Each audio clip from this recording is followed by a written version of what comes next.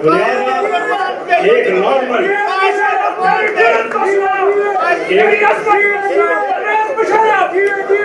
اور اسی کے فرمان پہ جان بھی قربان ہے، قائد کے فرمان پہ جان بھی قربان ہے، قائد کے فرمان پہ جان بھی قربان ہے، قائد کے فرمان پہ جان بھی قربان ہے، قائد کے فرمان پہ جان بھی قربان ہے، قائد کے فرمان پہ جان بھی قربان ہے۔ شرف قدم بڑھاؤ، ہم تمہارے ساتھ ہیں، شرف قدم بڑھاؤ، ہم تمہارے ساتھ ہیں، شرف تیرے جان نثار، بے شمار بے شمار، شرف تیرے جان نثار، بے شمار بے شمار، شرف تیرے جان نثار، بے شمار بے شمار، شرف تیرے جان نثار، بے شمار بے شمار۔ یہ آج مجھے خبر دے رہے ہیں کہ نواز شریف صاحب اور نیشنل یہ آزاد کشمیر اسمبلی میں تو یہ نواز شریف نے قرارداد موو کروائی تھی کہ جی یہ میرو پر الزام دیے نینا کشمیر کے خلاف، انہوں نے سب مسترد کر دیا اور نکال دیا۔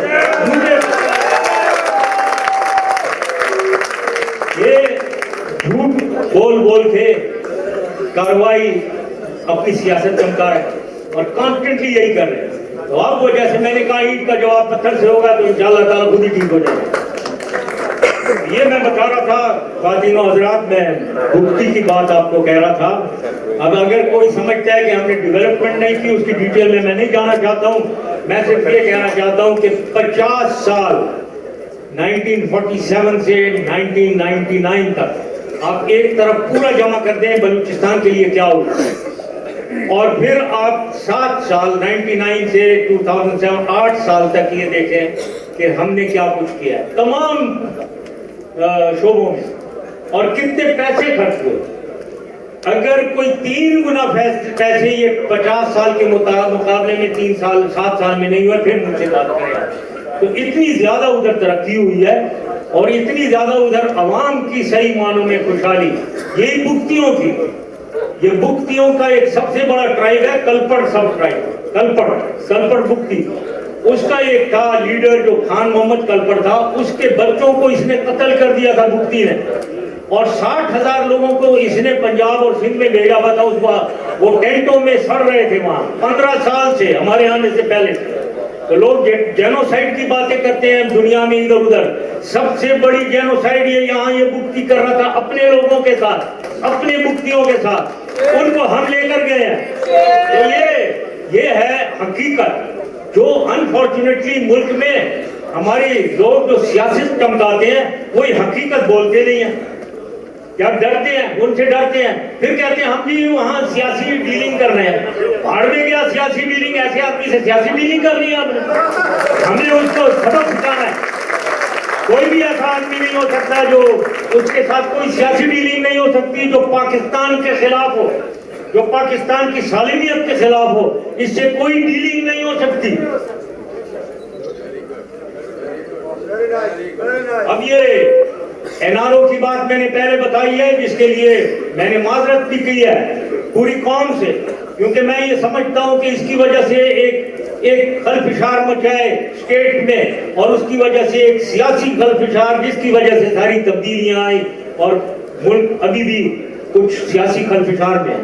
تو اس لیے میں اس کو بہت افسوس ہے مجھے اس کا، لیکن میں اس کو دوبارہ اس بات کو نہیں دہرانا چاہتا ہوں اس کی وجوہات، لیکن وجوہات میری جو میں نے کہہ دیا ہے وہ بالکل فائنل ہے اور بالکل صحیح ہے کہ یہ پرویز الہی اور چودھری شجاعت کے کہنے پہ یہ ہوا ہے۔ لیکن ابھی مجھے بڑا افسوس ہے کہ امریکی ایمبیسڈر نے بھی کوئی سٹیٹمنٹ ایسی دے دی ہے، لیکن امریکی ایمبیسڈر کو میں نے کبھی اپنی کیبنٹ میں یا اپنے گھر میں کوئی پاکستان کی ڈسکشن کے لیے کبھی بھی نہیں بلایا۔ مجھے نہیں معلوم ہے کہ ان کو یا تو اس وقت انہوں نے ہی بتایا ہوگا کہ یہ ہم نے بڑا تیر مارا ہے اندر جا کر، یا پھر پتہ نہیں ہے ان کو، وہ تو نہیں تھی وہاں، تو ان کو کیسے معلوم ہے کہ کیا ہوا اندر؟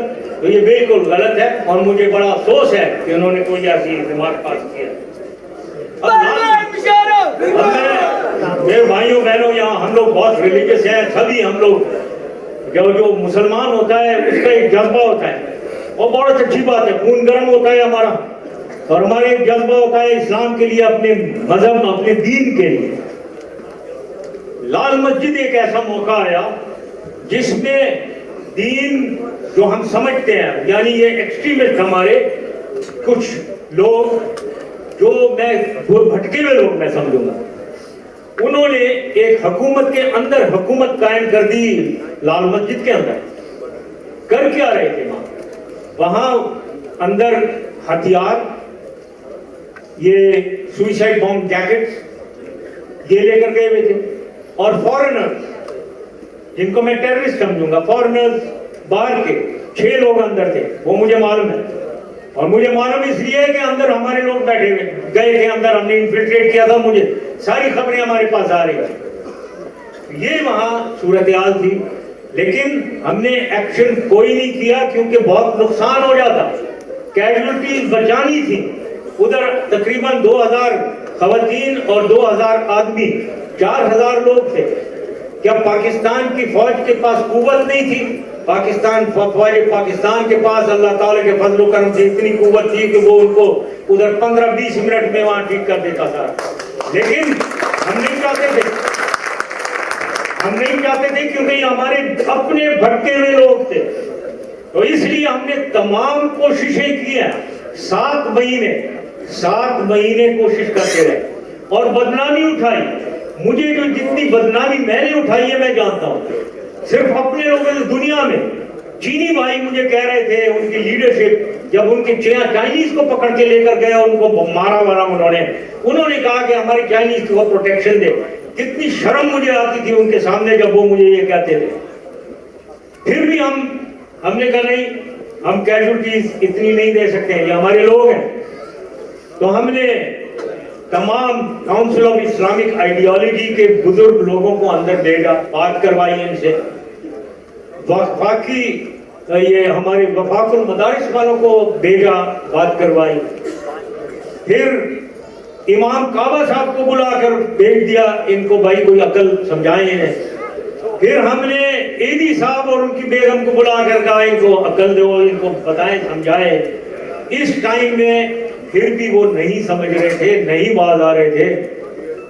ایکشن جب لیا گیا، جب صرف 125 سے 150 لوگ تک ادھر رہ گئے اور ایک بھی عورت نہیں تھی، کیونکہ میں آپ کو یقین سے پورے وضوح سے بتا رہا ہوں کہ آخری بیچ 11-12 عورتوں کا، وہ جو حسام تھی وہاں انچارج، وہ نکلی ہیں. ان کے ساتھ 12 خواتین نکلی ہیں، ورنہ وہ خود کیسے نکل آئیں اگر وہاں عورتیں باقی تھیں.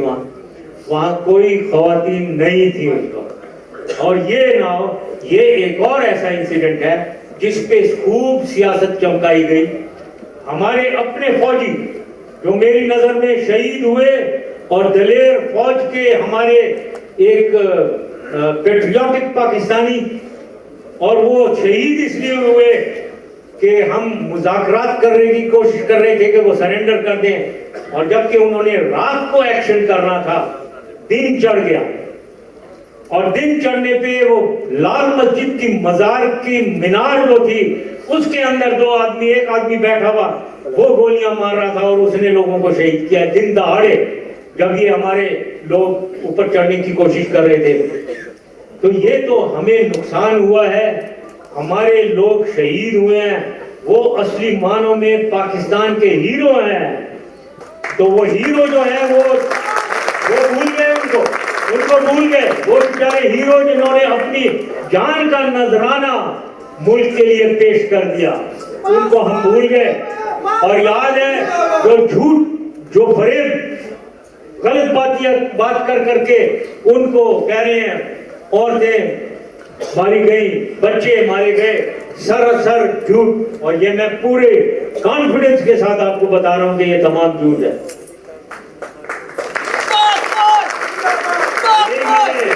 یہی میں نے باتیں کرنی تھی، باتیں لمبی ہو گئی، لیکن میں آخر میں آل پاکستان مسلم لیگ کی بات کرنا چاہتا ہوں.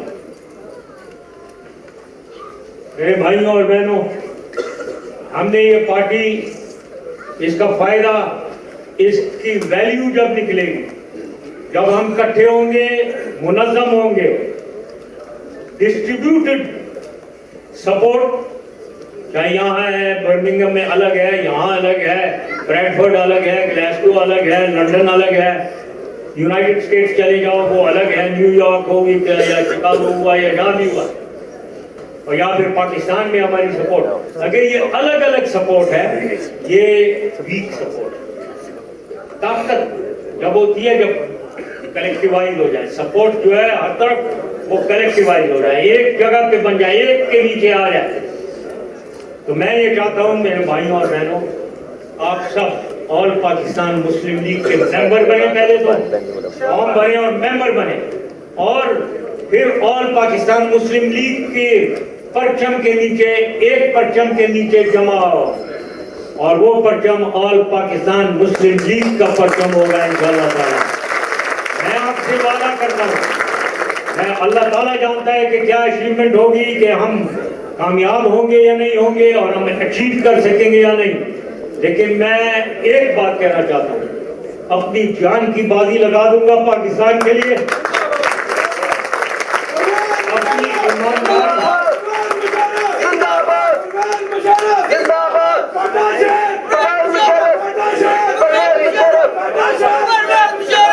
اپنی ایمانداری سے کام کروں گا, پوری ایمانداری. جو کچھ میرے پاس ہے وہ میں پاکستان کو دے دوں گا, جو کچھ بھی ہے. مجھے اس دنیا میں کچھ نہیں چاہیے, میں کنٹینٹ آدمی ہوں, میں کنٹینٹ آدمی ہوں. مجھے چاہیے پاکستان کی بہتری, پاکستان کے عوام کی بہتری. آج وہ عوام جیسے شاہ چودھری شہباز صاحب کہہ رہے تھے پسی جا رہی ہے غربت میں, بے روزگاری میں, مہنگائی میں, اور یہ ساری چیزیں مجھے معلوم ہے, یہ مجھے معلوم. بجلی کی کمی, بجلی کی کمی نہیں ہے, یہ میں بتاؤں. ادھر لیکن آپ کو پتہ ہونا چاہیے 19,000 میگا واٹ بجلی پاکستان میں اویلیبل ہے, اور یہ صرف 10,000 میگا واٹ یوز کر رہے ہیں. تو پرابلم اویلیبلٹی کی نہیں ہے, پرابلم پھر وہی گورننس کی ہے. پرابلم اور ہے جو اندرونی, جو گورننس کی پرابلم ہے. تو اس لیے آخر میں یہی کہوں گا کہ اس آل پاکستان مسلم لیگ کو ہم اکٹھا کریں, اور ہم یاد رکھیں کہ یہ ہمیں گھبرانا اور ڈرنا یہ نہیں چاہیے کہ یہ ایک نئی پارٹی ہے. اس کو آرگنائز کرنا ہے, ایک جھنڈے کے لیے نیچے, ایک پرچم کے نیچے جمع کرنا ہے. اس کی آرگنائزیشن میں لیڈرشپ لانی ہے ہر طرف, اور پھر پاکستان بھر میں اور دنیا بھر میں پاکستانیوں میں چھا جانا ہے. یہ یاد رکھیں, یہ آپ ہی بنائیں گے, یہ ہم ہی بنائیں گے. کوئی فرشتے نہیں آئیں گے جیسے یہ صاحب کہہ رہے تھے, کوئی فرشتے نہیں آئیں گے.